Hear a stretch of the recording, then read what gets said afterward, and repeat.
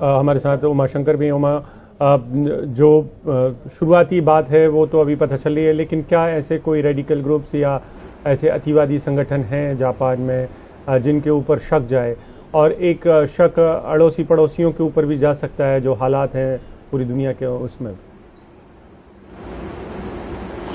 जी देखिए, आपसे थोड़ी देर पहले जापान के प्रधानमंत्री ने जो प्रेस कॉन्फ्रेंस की थी, जो बयान दिया था, उसमें उन्होंने साफ तौर पे ये कहा है कि कुछ अभी जानकारी नहीं है कि आखिरकार इसके पीछे कौन है। जो हमलावर पकड़ा गया है उससे बहुत ज्यादा जानकारी अभी तक निकलकर सामने नहीं आई है। जाहिर सी बात है कि पूछताछ की प्रक्रिया चल रही होगी और जो मिसिंग डॉट्स हैं उसको जोड़ने की जो कवायद है वो भी चल रही होगी। लेकिन जिस तरफ आपका इशारा है अभिषेक की आस पड़ोस के जो मुल्क हैं, तो सोशल मीडिया पे जो एक बात देखी जा रही है वो ये कि चीन जैसे देश में इस हत्या के बाद सोशल मीडिया पे जो लोग हैं काफी खुशियां मना रहे हैं। हालांकि साजिश की जहां तक बात है उसमें कौन सा मुल्क शामिल है, क्या अंतर्राष्ट्रीय साजिश है भी या नहीं, इन सब बातों का अभी कोई जिक्र कहीं नहीं है और किसी तरह का जो लीड है वो यहां तक अभी नहीं पहुंचा है। लेकिन जो शुरुआती तौर पर देखने में आ रहा है वो हम रिपोर्ट कर रहे हैं और वो ये कि चीन में इस हत्या के बाद से एक खुशी की लहर जैसी जो है वो देखी जा रही है। जाहिर सी बात है कि तनावपूर्ण रहे हैं चीन और जापान के संबंध, लेकिन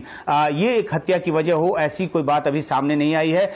जाहिर सी बात है कि जो बंदा जिस शख्स ने गोली चलाई है वो ही एक लीड दे सकता है, और क्योंकि पुलिस इस मामले में अभी तक आधिकारिक तौर पे कुछ नहीं कह रही है, प्रधानमंत्री जो हैं जापान के उन्होंने कुछ नहीं कहा है, ऐसे में कोई कयास लगाना उचित नहीं। लेकिन इतना जरूर है कि जिस तरीके से हत्या की गई है वो बहुत ही रेयर है कि इस तरह से जनसभा में जाकर और गोली चलाने को लेकर भी और शरीर में गोली लगने को लेकर भी कुछ कंफ्यूजन है, क्योंकि पहली गोली जो चली, जो वीडियो उपलब्ध है उसमें ये साफ नजर आ रहा है कि शख्स ने पीछे से गोली चलाई है। उसके बाद ये कहा जा रहा है कि शिंजो आबे गोली की दिशा में मुड़े जिधर से गोली चली, और तभी शख्स ने दूसरी गोली चलाई जो कि सीधा उनको आकर लगी और अधिक खून रिसने की वजह से उनकी मौत हुई। ये अस्पताल की प्रेस कॉन्फ्रेंस में ये बात कही गई है। तो जाहिर सी बात है कि हमलावर जो मारने की नीयत से आया था वो अपने मकसद में कामयाब रहा है, लेकिन क्यों आखिर उसने ऐसा किया, इस बात को लेकर पड़ताल अभी जारी है। अभिषेक,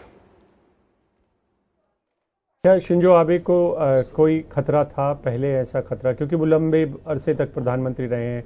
क्या उनकी ऐसी कोई नीतियां थी जिनको लेकर जापान के अंदर कोई एक वर्ग नाराज रहा हो?